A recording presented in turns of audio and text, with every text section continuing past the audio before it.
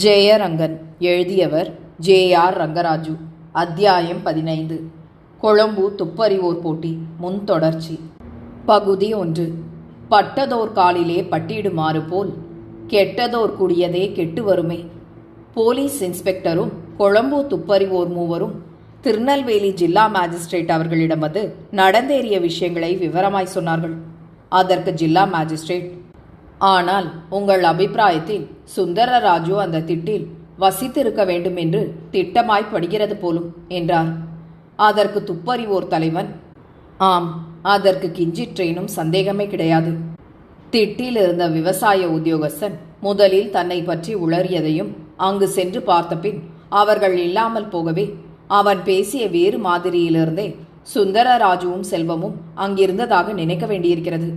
ஆகையால் முதலில் ஸ்ரீதரன் கம்பெனி தலைமை வியாபார ஸ்தலத்தில் உள்ள சொத்துக்களையும் அப்பால் அதன் மூலமாய் இதர கிளை ஸ்தாபனங்களில் உள்ள சொத்துக்களையும் சர்க்கார் பறிமுதல் செய்ததாக தெரிவித்தால் ஆசாமி கட்டாயமாய் வெளிப்பட்டே தீருவான். இல்லாவிட்டால் அநேக லட்ச ரூபாய் சரக்குகளாவது சர்க்காருக்கு பறிமுதலாகும் என்றார். அதற்கு ஜில்லா மாஜிஸ்ட்ரேட், அவ்வளவு சுலபமாய் பறிமுதல் செய்ய சட்டம் இடம் கொடுக்கும் என்று எனக்கு தோன்றவில்லை. ஏனெனில் முதலில் சுந்தரராஜுவும் ஸ்ரீதரனும் ஒரே ஆசாமி என்று ருஜுவாக வேண்டும். படத்தை பார்த்தவர்கள் அநேகமாய் சுந்தரராஜுவும் ஸ்ரீதரனும் ஒரே ஆசாமியாய் இருக்கக்கூடும் என்று சொல்வார்களே தவிர பிரமாண வாக்குமூலத்தின் பேரில் அவர்தான் இவர் என்று சொல்ல யார் முன்வருவார்கள்? ஆகையால் அவ்வாறு செய்வது சாத்தியப்படாதெனவே நினைக்கிறேன் என்றார். அதை கேட்ட துப்பறிவோரின் தலைவன், என் மனதில் சற்றேனும் சந்தேகமில்லாமல் இருவரும் ஒருவர்தான் என்று திட்டமாய்ப்படுவதால் நான் அவ்வாறு பிரமாண வாக்குமூலம் கொடுக்கிறேன் என்றார். அதற்கு ஜில்லா மாஜிஸ்ட்ரேட், போலீசாரும் துப்பறிவோரும் கொடுக்கும் பிரமாண வாக்குமூலங்கள் அநேகமாய் தனிப்பட்ட எவ்வித சம்பந்தமும் இல்லாதவர்களின் பிரமாண வாக்குமூலத்தால் ஆமோதிக்கப்பட்டால் ஒழிய அதன் மேல் நடவடிக்கை எடுத்தால் கூட தண்டனை உறுதியாவது கஷ்டமாகும் என்றார். உடனே தலைமை துப்பறிபவன், அவ்வாறு ஒவ்வொரு விஷயத்திற்கும் முன்கூட்டியே சாட்சியும் ருஜுவும் கொடுத்த பின்னரே பிடிப்பதற்காவது பறிமுதல் செய்வதற்காவது வாரண்ட் கொடுப்பதாகிலும் அப்போது ஒருவரை கூட கைது செய்ய சாத்தியமாகாதென்றே நினைக்கிறேன். போலீசார் வார்த்தையை விட துப்பறிவோர் வார்த்தையிலும் பிரமாண வாக்குமூலத்திலும் பொதுவாக எல்லோரும் நம்பிக்கை வைத்து நடப்பதே வழக்கம் என்றார். உடனே ஜில்லா மாஜிஸ்ட்ரேட், இவ்வியாஜ்ய சம்பந்தமான விஷயங்களில் என்னை அனாவசியமாய் சம்பந்தப்படாமல் இருக்கும்படி எனது டெபுட்டி மாஜிஸ்ட்ரேட் எச்சரித்திருக்கிறார். ஆகையால் அவரை கலக்காமல் நான் ஒன்றும் செய்ய முடியாது, நான் வாரண்ட்டும் கொடுக்க முடியாது என்று சொல்லி டெபுட்டி மாஜிஸ்ட்ரேட்டை அழைத்து வர சொல்லி அவரிடம் நடந்த விஷயங்களை சொன்னார். அவர் சுந்தரராஜுவும் ஸ்ரீதரும் ஒரே ஆசாமிதான் என்று வைத்துக் கொண்டாலும் சுந்தரராஜு துப்பறியும் திருவல்லிக்கேணி கோவிந்தன் உதவியின் பேரில்தான் அத்திட்டிலிருந்து தப்பியிருக்க வேண்டும் என்று இத்துப்பறிவோர் அபிப்பிராயப்படுவதாலும் உண்மையில் அவ்வாறு துப்பறியும் கோவிந்தன் உடந்தையாயிருந்தால் சுந்தரராஜு சட்டவிரோதமான காரியம் செய்யவில்லை என்று அவர் மனத்தில் பட்டால் ஒழிய அதற்கு உடந்தையாயிருக்க கோவிந்தன் ஒரு நாளும் முன்வரமாட்டார் என்றும், அப்படியில்லாது நாம் பறிமுதல் விளம்பரம் அனுப்பினாலும் சுந்தரராஜுவுக்கு யுக்தி சொல்லிக் கொடுக்கக்கூடிய பிரபல வக்கீல்கள் இருப்பதால் தப்புவதற்கு முன்கூட்டியே வழி ஏற்படுத்தியிருப்பார்கள் என்றும், ஆகையால் அவ்வுத்தரவு அனுப்புவதை தான் ஆமோதிக்கவில்லை என்றும் சொன்னார். தலைமை துப்பறிபவன் பிரயத்தனம் செய்து பார்ப்பதில் எவ்வித கெடுதலும் ஏற்பட்டுவிடப் போவதில்லை என்று ஒரே பிடியாய் பிடித்ததாலும் ஜில்லா மாஜிஸ்ட்ரேட்டுக்கும் அவ்வாறு செய்ய அபிப்பிராயம் இருப்பதாக அவர் மனத்தில் பட்டதாலும் டெப்டி மாஜிஸ்ட்ரேட் தானே பறிமுதல் விளம்பரம் எழுதி தமது முத்திரையிட்டு துப்பறிபவரிடம் கொடுத்தார்.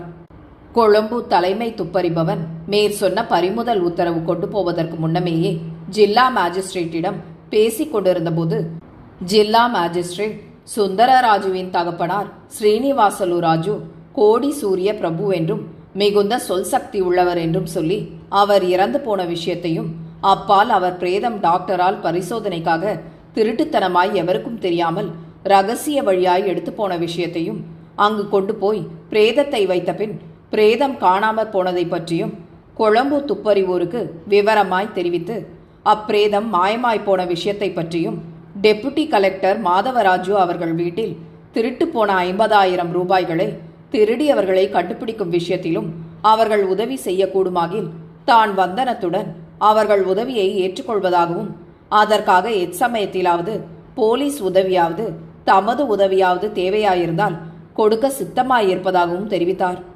அவர்கள் எப்படியாவது ஸ்ரீதரன் என்ற சுந்தரராஜுவை கண்டுபிடிக்காமல் சென்றால் அவர்களுடைய பேருக்கு அது அகௌரவம் என்றும் அத்துடன் ஜில்லா மேஜிஸ்ட்ரேட் அவர்கள் குறிப்பிட்டு சொன்ன இரு விஷயங்களையும் சாத்தியமான வரையில் கவனிப்பதாகவும் சொன்னார்கள்.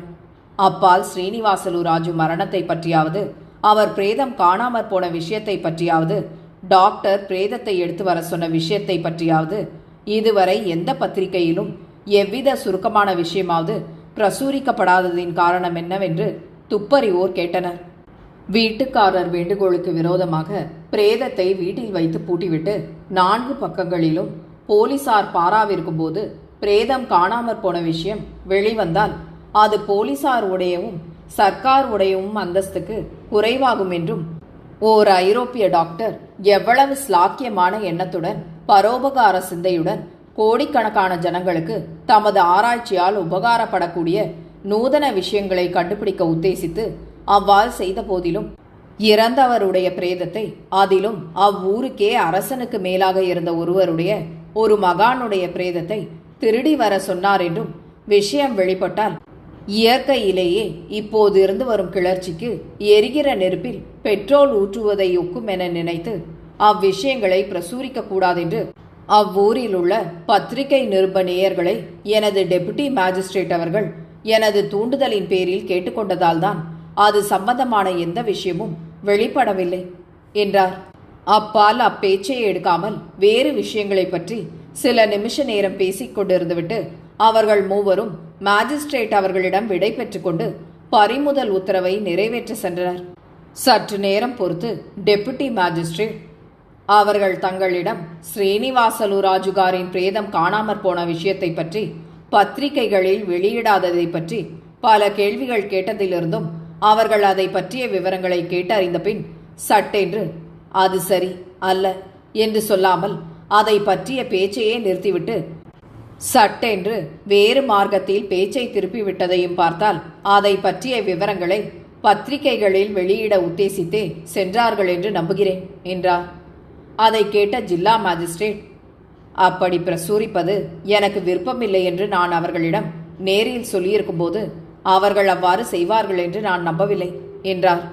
அதை கேட்ட டெபுட்டி மேஜிஸ்ட்ரேட், அதுவரையில் அதை பற்றிய விஷயங்களை அவ்வளவு ஊக்கமாய் கேட்டு வந்த அவர்கள் தாங்கள் காரணம் கூறியவுடனே சட்டென்று அந்த பேச்சை வேறு வழியில் திருப்பினதால்தான் நான் சந்தேகப்படுகிறேன். தாங்களும் இதை சற்று யோசித்து பார்த்தால் நான் சந்தேகப்படுவது சரியாயிருக்கும் என தங்களுக்கும் தோன்றுமென்றே நம்புகிறேன் என்றார். ஜில்லா மேஜிஸ்ட்ரேட் அவர்களுக்கும் அச்சந்தேகம் அப்போது உதிக்கவே தமது சேவகரை அனுப்பி கொழும்பு துப்பறிவோரை கூப்பிட்டு அனுப்பி திட்டமாய் அவ்வாறு அவ்விஷயங்களை வெளியிடக்கூடாது என்று எச்சரித்து அனுப்பிவிடுவது நலமென சொல்லி கூப்பிட சொல்லி தனது சேவகரை அனுப்பினார். அவர்கள் எங்கு போய் தேடியும் கொழும்பு துப்பறிவோரை காணவில்லை. எங்கு எப்படி சென்றார்கள் என்று தெரியாதென எல்லோரும் சொல்லிவிட்டனர். அதன் பேரில் அதை பற்றி பல இடங்களுக்கு தந்தி கொடுக்கலாம் என இருவரும் யோசித்து அவ்வாறு தந்தி அடிப்பது உசிதம் அல்லவென்று நிறுத்திவிட்டனர்.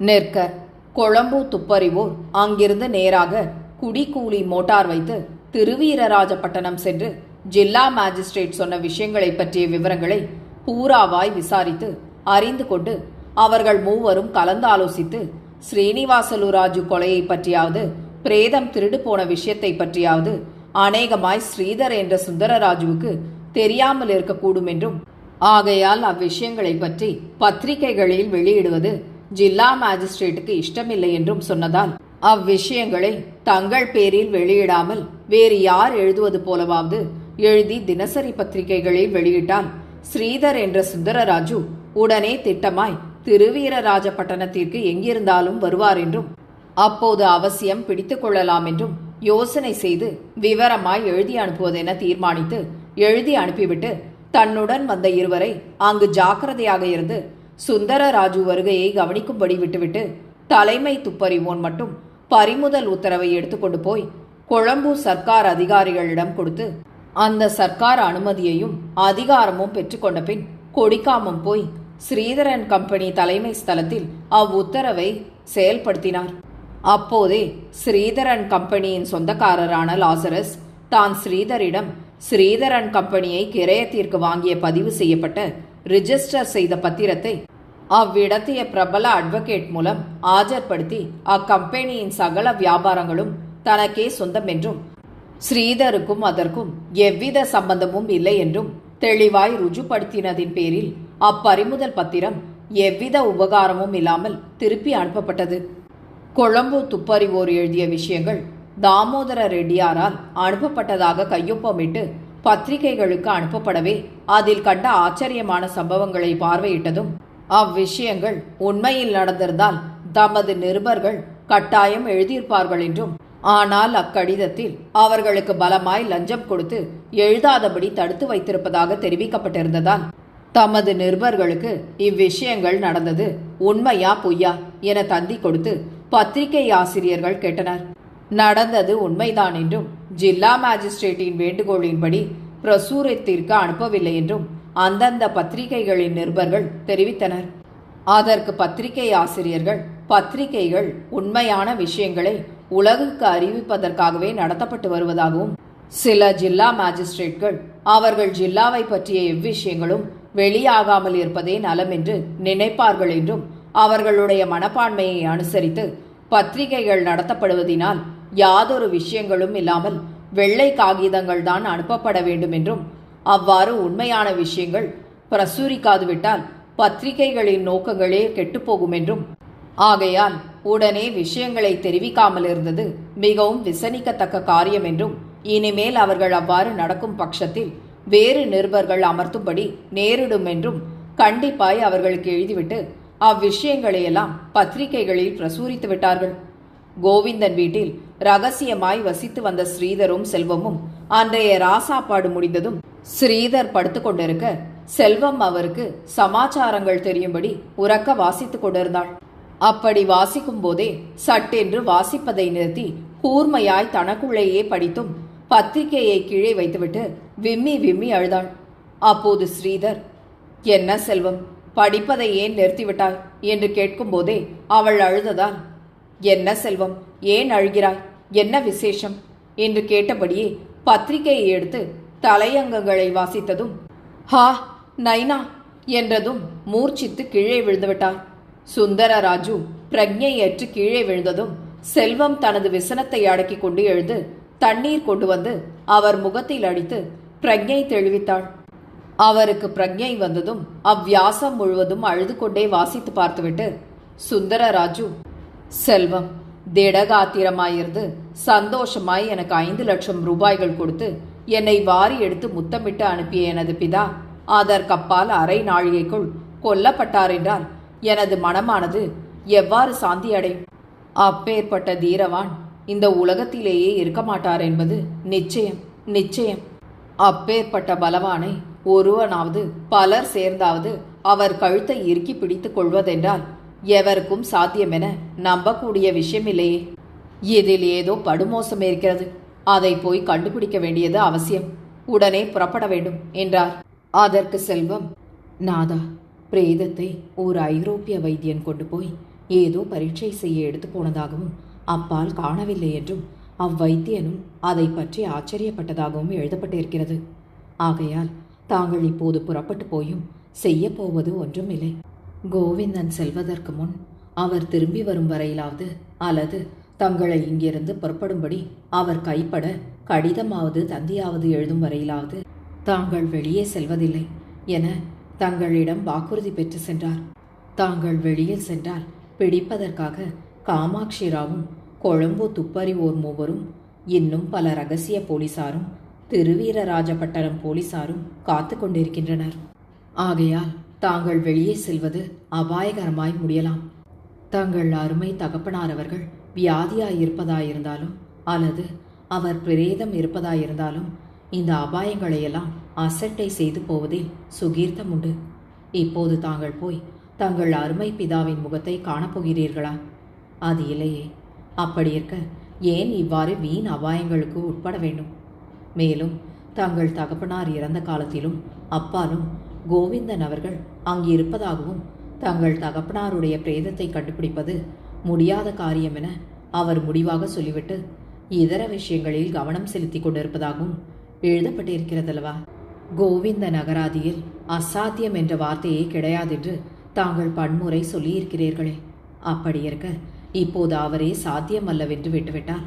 இனிமேல் எவராலும் தங்கள் தகப்பனாரின் பிரேதத்தை கண்டுபிடிப்பது சாத்தியம் அல்லவென்பது திட்டமாய் விளங்குகிறதல்லவா?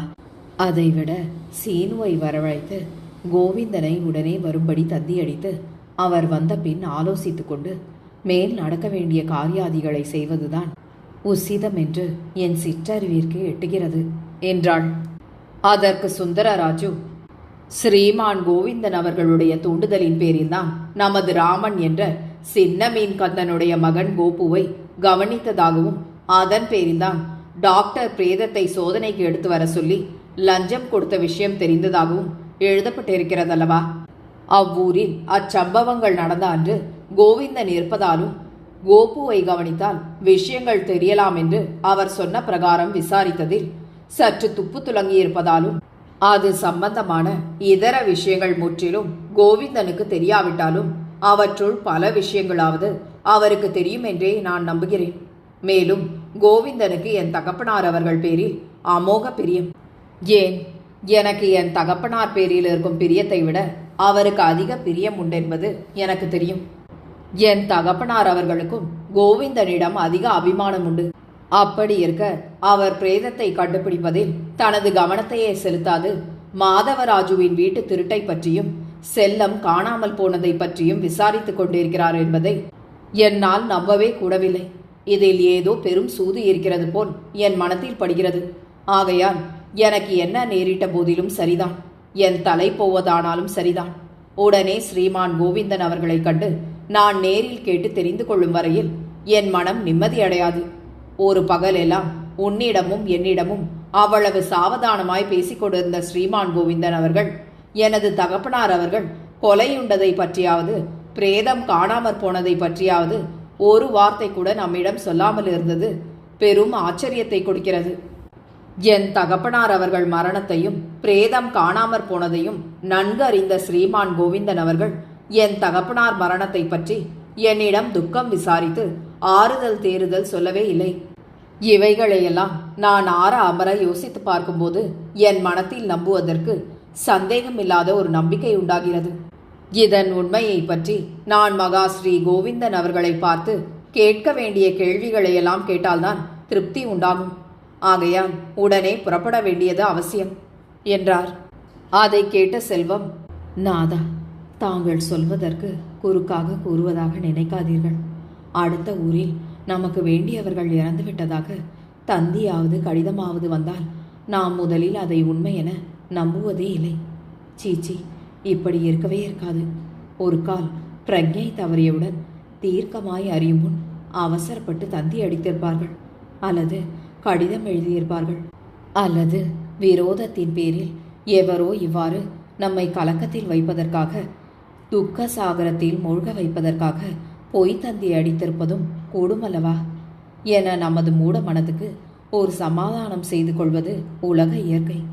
அப்படியே தாங்களும் தண்ணீரில் அமுங்கி போகும் ஒருவன் ஒரு துரும்பை பிடித்து கொண்டு மூழ்காமல் மிதந்து விடக்கூடும் என நம்பி துரும்பை பிடிப்பதைப் போல் தங்களுடைய மனத்தில் இம்மாதிரி எண்ணங்கள் உதிக்கின்றன.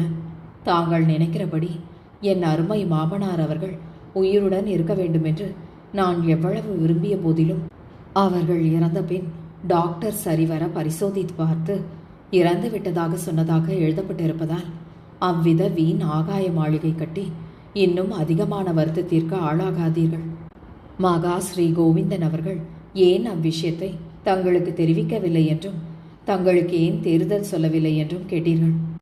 அதற்கு திருப்திகரமான பதில் என்ன என்று எனக்கு தோன்றுகிறதென்றால், இப்போது உங்களுக்கு இருக்கும் கஷ்டங்களே ஏராளமாய் இருப்பதாலும் மாண்டவர் மீண்டும் உயிர் பெற்று எழுந்து வரப்போவதில்லையாகையாலும் இச்சங்கடங்கள் நிவர்த்தியான பின் சொல்வதில் ஒன்றும் குடிமூழ்கி போவதில்லை என நினைத்து தங்கள் நன்மையை நாடி சொல்லாதிருக்கலாம் அல்லவா? மேலும் கூடிய ஜல்தியில் தங்கள் கஷ்டங்கள் எல்லாம் நிவர்த்தியாகி தாங்கள் முன்போல் சுயேச்சையாய் தங்கள் ஊரில் வாழக்கூடும் என்று அவர் சொல்லவில்லையா என்றாள். அதற்கு சுந்தரராஜு, நீ சொன்ன காரணங்கள் திருப்தி அளிக்கக்கூடியதாயிருந்தாலும் இங்கு இருப்பது சிறையில் இருப்பது போல் இருப்பதாலும் ஸ்ரீமான் கோவிந்தன் அவர்கள் அக்காரணங்களால் தான் சொல்லவில்லையா அல்லது வேறு காரணங்களால் தெரிவிக்கவில்லையா என்று நான் கேட்டு பார்க்கும் வரை என் மனம் நிம்மதியாயிருக்காதலாலும் இன்றே ஊர் போவதாக தீர்மானித்து விட்டேன். நேற்று ஸ்ரீமான் கோவிந்தன் அவர்கள் தூண்டுதலின் பேரில் சின்னமீன் கந்தனை உடனே ஊருக்கு அனுப்பும்படி ஸ்ரீமான் லாசரஸ் அவர்களுக்கு ரகசிய பாஷையில் தந்தி அடித்த பிரகாரம் இன்று இரவு மீன்கந்தன் திருவீரராஜபட்டணத்தில் நமது ஆகாய விமானம் இறங்கும் மதில் சுவர்களுடைய மைதான தோட்டத்தில் வந்திருப்பானாதலாலும் அங்கு உடனே சென்று அவன் மூலமாய் கோவிந்தன் இருப்பிடம் அறிந்து அவரை கேட்டபின் அவர் மீண்டும் நம்மை இங்கேயே இருக்கும்படி தெரிவித்தால் மறுபடியும் வந்துவிடுவதாக உறுதி செய்துவிட்டேன். ஆகையால் மணி அடித்து ஸ்ரீமான் சீனு அவர்களை நாம் பார்க்க விரும்புவதாக சொல்லு. இனி இதை பற்றி தர்கிக்காதே என்றார். சுந்தரராஜு அவர்கள் ஒன்று செய்வதாக தீர்மானித்து விட்டால் என்ன சொன்னாலும் மாற்ற மாட்டார் என்று செல்வத்துக்கு நன்றாய் தெரியும். ஆதலாலும் அதை பற்றி தர்கித்தால் அவருக்கு கோபம் வருமே ஒழிய வேறு உபகாரப்படாதென்றும் அவள் நன்கு அறிந்தவளாதலாலும் அதை பற்றி மீண்டும் தர்க்கம் செய்யாது அவர் சொன்னபடியே மணியடித்தாள். உடனே சீனு வந்தார். அவர் வந்ததும் சுந்தரராஜு, ஐயா, நான் உடனே ஊர் போக வேண்டும். ஆகையால் தயவு செய்து எனது மோட்டார் வண்டியை கொண்டு வந்து வாசல் அண்டை நிறுத்த சொல்லுங்கள் என்றார். சீனு சற்று யோசித்து ஸ்ரீமான் கோவிந்தன் அவர்களுக்கு கொடுத்த வாக்கை ஞாபகப்படுத்தினதோடு தனது எஜமானர் அவருக்கு தெரிவிக்காமல் எங்கும் அனுப்பக்கூடாதென சொல்லிவிட்டு போயிருப்பதால் அவருக்கு தந்தி கொடுத்து கேட்டு அனுப்புவதாக சொன்னார். உடனே சுந்தரராஜு மிகுந்த கோபம் வந்து, எங்களை நீங்கள் எங்கள் விருப்பத்திற்கு மாறாக கைதிகளாகவா வைத்திருப்பதாய் உத்தேசித்திருக்கிறீர்கள்? உம்மை இவ்விடத்தில் கட்டி உருட்டிவிட்டு இப்போதே வெளி சென்று விடுவேன் என்று சொல்லி அவரை பிடிக்க சென்றார். சீனு சட்டென்று வாசலுக்கு வெளியே தாண்டியதும் கதவை மூடும் காந்த பத்தானை அமுக்கிவிட்டார். கதவும் உடனே மூடிக்கொண்டது. இனி சுந்தரராஜு என்ன செய்வாரோ? கதவை உடைக்க முயல்வாரோ? என்னவோ தெரியவில்லையே. தர்ம சங்கடமாய் வந்து நேர்ந்து விட்டதே. என்ன செய்வது? அவர் சிறையில் இருப்பதாக அவர் மனதில் படாமலும் தன் அனுமதி இல்லாமல் வெளியே அனுப்பாமலும் ஜாக்கிரதையாக பார்த்து கொள்ளும்படி கோவிந்தன் சொன்னாரே. இவர் என்ன செய்வாரோ தெரியவில்லையே என ஆழ்ந்த யோசனையில் கதவை பார்த்தபடி சீனு நின்று கொண்டிருந்தார். திரு J.R. ரங்கராஜு அவர்களின் இந்த நாவலை உங்களுக்காக வாசித்தது நிமா மனோ. கேட்டு மகிழ்ந்து விரும்பி பகிர்ந்து பதிவு செய்யவும் நன்றி.